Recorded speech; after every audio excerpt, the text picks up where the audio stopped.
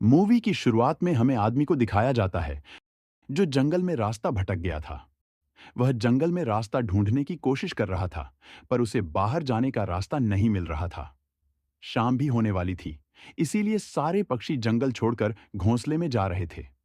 सूरज भी ढल गया था, लेकिन उसने भागना नहीं छोड़ा। भागते भागते उसे एक बोर्ड दिखाई पड़ता है। वह जब बोर्ड को पास जाकर पढ़ता है, तो मानो उसके पैरों तले जमीन खिसक जाती है। उसमें लिखा था, पॉइंट ऑफ नो रिटर्न, मतलब कोई भी एक जंगल से बाहर नहीं जा सकता। यह पढ़कर वह बहुत घबरा जाता है और डर कर एक पेड़ पर चढ़ जाता है।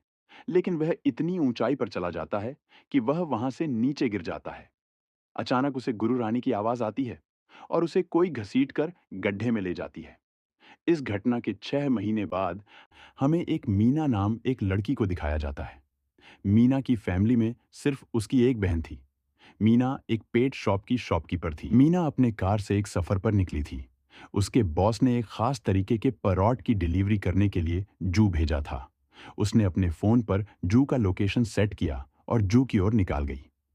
रास्ते में उसे घने जंगल मिले। जंगल में चारों तरफ सन्नाटा था। वह जब जू पहुंचने वाली थी, तभी आगे की सड़क खत्म हो गई। उसने अपनी कर दूसरी ओर मोड़ ली। वह रास्ता कच्चा था। मीना समझ नहीं पा रही थी कि वह कहाँ आ गई है।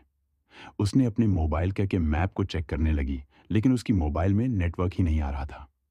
उसने वापस जाने का सोचा, इसीलिए वह गाड़ी में बैठ गई, लेकिन उसकी गाड़ी को चलाना चाहा, लेकिन उसकी गाड़ी बंद हो गई।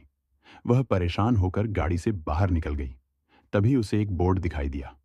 वह पास जाकर उसे देखती है, तो उसमें कुछ लिखा था। उसमें लिखा था, पॉइंट ऑफ नो रिटर्न। याद देखकर वह सोचती है कि आसपास कोई रहता है। उसने अपना बैग उठाया और अपनी पैरेट को लेकर मदद के लिए आवाज लगने लगी, लेकिन वहां पर उसकी मदद के लिए कोई नहीं आया।